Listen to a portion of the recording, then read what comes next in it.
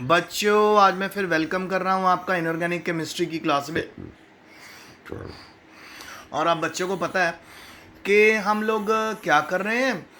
हम लोग जी purification principles and processes of isolation of element कर रहे हैं, जिसमें हम मेटल को प्योरीफाई करने वाले सारे प्रोसेसेस को स्टडी कर रहे हैं। फिर मेटल की एक्सट्रैक्शन कैसे होती है उसको स्टडी कर रहे हैं। तो ये सारे का सारा जो हमारा आज का जो आजकल हमारे जो लेक्चर चल रहे हैं वो मेटल की प्योरीफिकेशन पे चल रहे हैं। अब मेटल को प्योरीफाई क्यों करना पड़ता है, मेटल हमें नेचर में प्योरीफाइड फॉर्म में क्यों नहीं मिलती।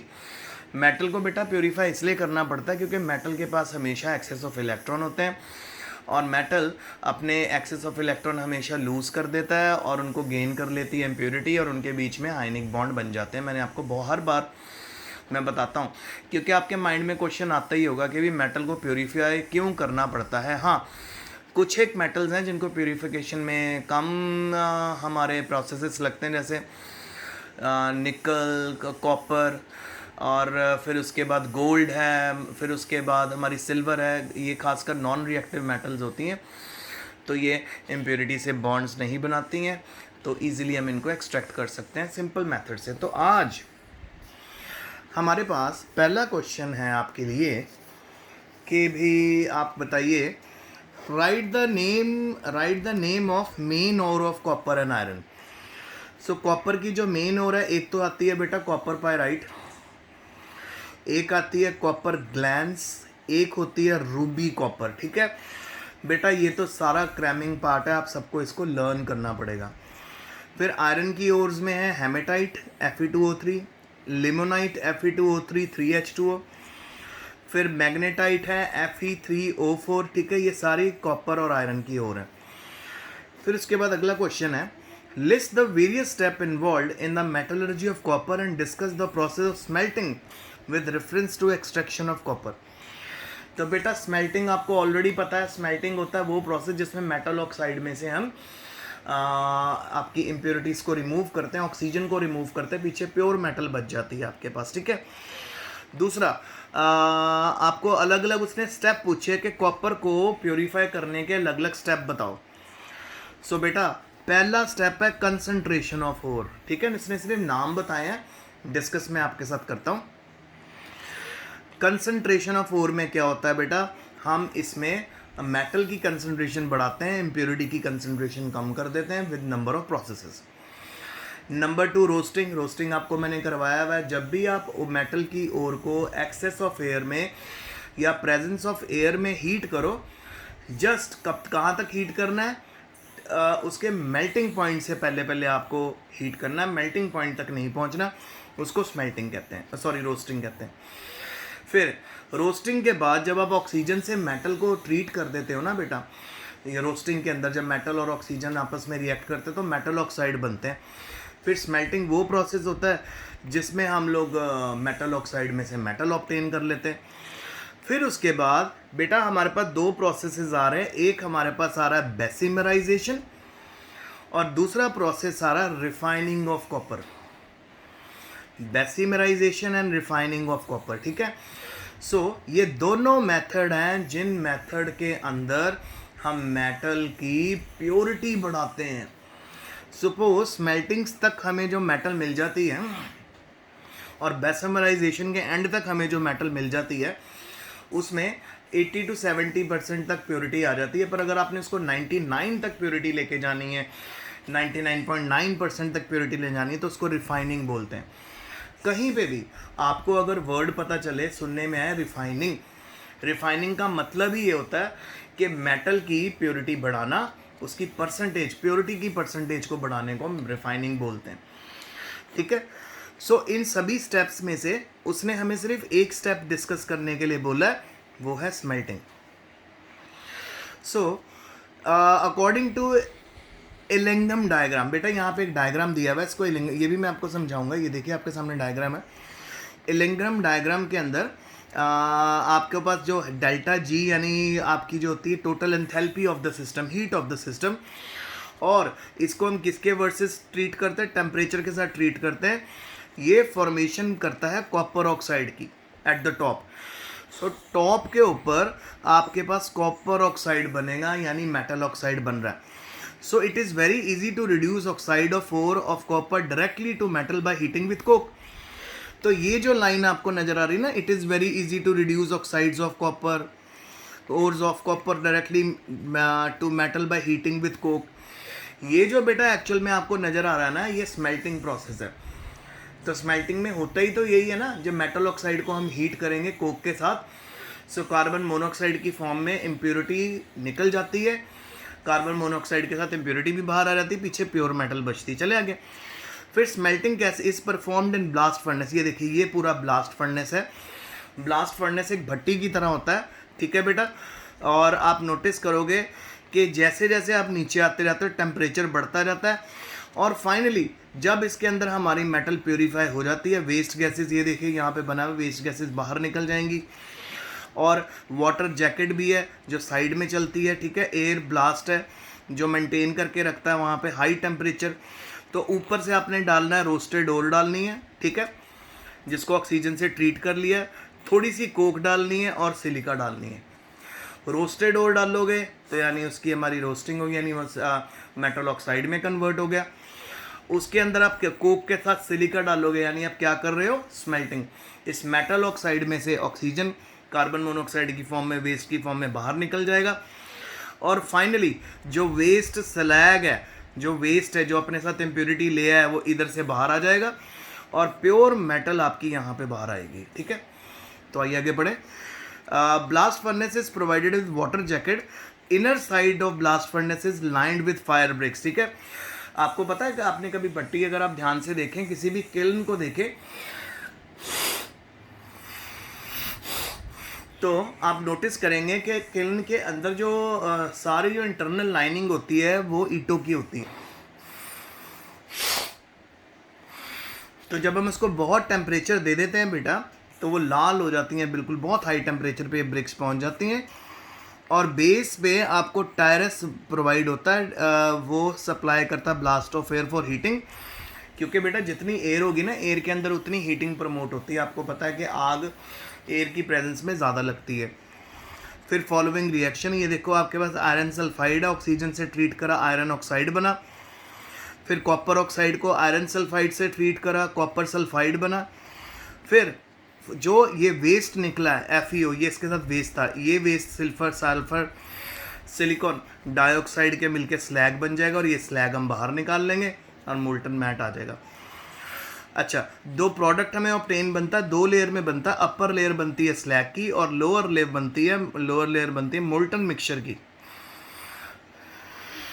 कॉपर 2 सल्फाइड की और आयरन सल्फाइड की, जिसको मैट बोलते हैं। और ये मैट फर्दर ट्रीटमेंट के लिए जाता है, और यहाँ से मैट से हमको प्योर कॉपर मिल जाती है। प्योर कॉपर आपको यहाँ पे मैट से मिल जाती है। फिर से रिपीट कर दूँ, सबसे पहले आपका ये ब्लास्ट फर्नेस है, एक तरह की भट्टी है। इसमें आपने रोस्टेड ओर डालनी है कॉपर की, फिर उसके बाद उसमें कोक डालनी है, सिलिका डालनी है। ब्लास्ट फर्नेस और अंदर बहुत ज़्यादा हाई टेम्परेचर मेंटेन करेगा, क्योंकि जितनी एयर अंदर आएगी उतनी फायर प्रमोट होगी। ब्रिक्स अंदर लगाई हुई हैं हमने बेस पे। और फाइनली जब मेटल मेल्ट होके नीचे आएगा तो उसका जो स्लैग बनेगा, स्लैग होता है बेटा फ्लक्स, जो स्लैग होता है वो अपने साथ गैंग पार्टिकल्स को ले जाता है, तो सारे का सारा स्लैग वेस्ट बाहर ले जाएगा। और यहाँ पे हमारे पास मोल्टन मैट मिलेगा। इस मोल्टन मैट को फर्दर जब हम ट्रीटमेंट दे देंगे, यानी रिफाइनिंग करेंगे इसकी, जब इस मोल्टन मैट की रिफाइनिंग होगी तो आपको मिल जाएगी प्योर कॉपर। तो ये आपका आज का लेक्चर समझ आ रहा है आपको। तो आज का पहला क्वेश्चन मैंने आपसे डिस्कस किया था कॉपर और आयरन की, और बताइए। सेकंड क्वेश्चन मैंने डिस्कस करा अलग अलग स्टेप बताइए। उन स्टेप में हमारे पास कौन कौन से स्टेप आए, कंसंट्रेशन ऑफ ओर जिसमें मेटल का अमाउंट बनाते हैं, रोस्टिंग जिसमें मेटल को ऑक्सीडाइज कर देते हैं, स्मेल्टिंग जिसमें मेटल ऑक्साइड से हम मेटल बनाते हैं। उसके अंदर हमारे 2 प्रोसेस आते हैं, बेसेमराइजेशन, रिफाइनिंग। अभी अगला क्वेश्चन आ रहा है, हम पढ़ेंगे बेसेमराइजेशन क्या होता है। सो बेसेमराइजेशन से हमें मैट मिलता है। इस मैट को जो हमको मिला, अगर हम ट्रीट कर देते हैं, आगे फर्दर ट्रीटमेंट देते हैं, तो हमें प्योर कॉपर मिल जाती है। आइए अब अगला क्वेश्चन करें, बेसिमराइजेशन क्या प्रोसेस है। जो मैट हमें मिलता है स्मेल्टिंग से, अभी करके आए ना, it is subjected to blast of air and into silica and 9 Bessemer converter. तो बेसिमराइजेशन में जो मोल्टन मैट आपको मिला है उसको बेसिमर कन्वर्टर के अंदर से पास करते हैं और वहाँ ढेर सारी एयर का ब्लास्ट होता है, सिलिका होता है, और जिसमें सैंड भी डाली जाती है, और फॉलोइंग रिएक्शंस टेक्स प्लेस होते हैं। ये देखो कौन से वो रिएक्शन है। सो पहला रिएक्शन क्या होता है इसके अंदर? पहला रिएक्शन होता है आयरन सल्फाइड ऑक्सीजन से ट्रीट करके आयरन ऑक्साइड बनाती है, ठीक है। Iron sulphide get converted into iron oxide. दूसरा, ferrous oxide combined with silica to form slag. अब ये जो फेरस ऑक्साइड बना है ये हमारा वेस्ट है, ये सिलिका के साथ मिलके बना, सिलिकॉन डाइऑक्साइड के साथ मिलके स्लैग बना देता है। और cuprous sulphide is partially oxidize to cuprous oxide. जल्दी hurry up, I am on my lecture, I can not do that, sorry. Cuprous sulfide is partially oxidized. Have a walk. Cuprous sulfide is partially oxidized to cuprous oxide. इसी तरह जो cuprous sulphide है वो भी partially oxidise हो जाती है और कॉपर ऑक्साइड बन जाता है हमारे पास। बस अब कॉपर ऑक्साइड आ गया हमारे पास। अब हमने बेटा इसकी स्मेल्टिंग कर लेनी। Finally cuprous oxide reacts with remaining cuprous sulphide to give copper metal. तो यहाँ पे आपका पूरा क्वेश्चन कंप्लीट हुआ। पहला, अगर हम कॉपर के बारे में बात करें, पहला वो बोलता है जी कॉपर की और बताओ, आयरन की और बताओ। अगला क्वेश्चन बोलता है कि किस तरह से पूरा प्रोसेस आपने फिर बताना है, कैसे कॉपर ऑब्टेन होती है। Concentration of ore, roasting, smelting, bessemerisation and finally refining. Refining होता है बेटा जिसके अंदर मेटल पूरी आपको प्योर फॉर्म में मिलती है। फिर मैंने बेसिमराइजेशन आपको अलग से समझा दिया और रिफाइनिंग एंड में समझा दिया। जो लास्ट रिएक्शन है ना बेटा, it's a kind of refining. और ये जो आपको बेसिमर कन्वर्टर नज़र आ रहा है, ये बिल्कुल आपने नोटिस किया किसको रिजेंबल कर रहा है? आप इसको ध्यान से देखो, बिल्कुल ऐसा नहीं लग रहा आपको जैसे जिसके अंदर हम सीमेंट और बजरी को मिक्स करते हैं। सो ये उसी टाइप का होता है, ठीक है। सो ये हमारा बेटा मेरा आज का लेक्चर था। आई होप कि आपको अच्छे से समझ आया होगा। कोई भी क्वेश्चन है आप मुझे पूछ सकते हो, मैं उसको क्लियर करूंगा। एक क्वेश्चन और कर लेते हैं कि cast iron, wrought iron, steel एक दूसरे से कैसे डिफर करते हैं। बेटा इसमें परसेंटेज के ऊपर डिफरेंस है।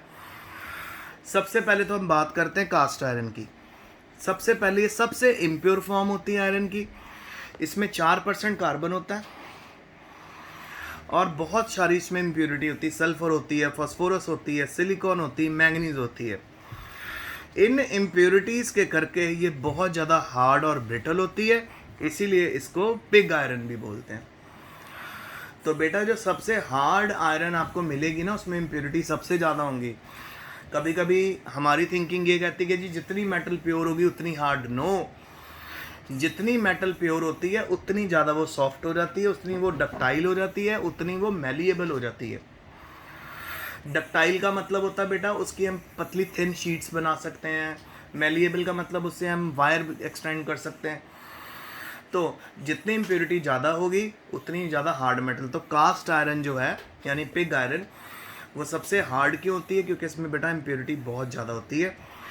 फिर उसके बाद रॉट आयरन आ गई। ये सबसे प्योर फॉर्म है आयरन की। हो, सबसे प्योर फॉर्म जो आयरन की होती है उसको रॉट आयरन बोलते हैं। इसमें 0.12 से लेकर 0.25% तक कार्बन होता है और ये बहुत ज़्यादा सॉफ्ट होती है और ये शॉक्स भी बेयर कर सकती है। सॉफ्ट होती है, शॉक्स बेयर करेगी ना, क्योंकि अगर बेटा हार्ड मेटल हम उन जगहों पे यूज़ करेंगे जहाँ पे शॉक्स बेयर करने हैं, वहाँ पे तो हार्ड मेटल बहुत ज़्यादा फ्रेजाइल होती है, वो एकदम से ब्रेक हो जाएगी। सो सॉफ्ट नेचर करके ये उन जर्क्स को सह लेती है। तीसरे नंबर पे आती है हमारी बेटा स्टील। इसमें 0.25 से लेकर 2.0% कार्बन होती है और जनरली ये कंटेन करती है traces of number of elements.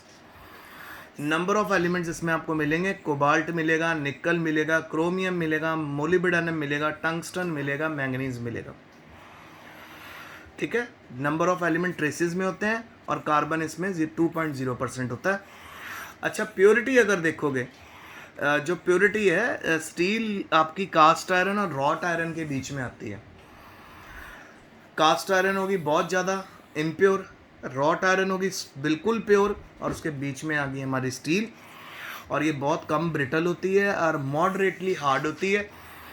इसी करके स्टील के बर्तन आपने बहुत देखे होंगे आपके घर में, तो वो इसी करके स्टील के बर्तन ज़्यादा बनते हैं इससे। तो ये मेरा आज का लेक्चर है, आई होप आपको समझ आया होगा। फिर से रिवीजन दे रहा हूँ। कॉपर को आज हमने अच्छे से स्टडी करा, कॉपर की ओर करी, आयरन की ओर करी, कॉपर को प्रिपेयर करने का पूरा मेथड करा, उसके स्टेप्स करें। Concentration of ore, roasting, smelting, यही है ना, रोस्टिंग, स्मेल्टिंग, फिर उसके बाद बेसिमराइजेशन और रिफाइनिंग ऑफ मेटल।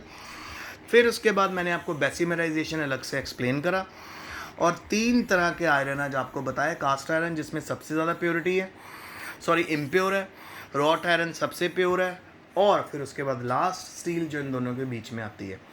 तो ये आज का लेक्चर था। Stay home, stay safe, best of luck.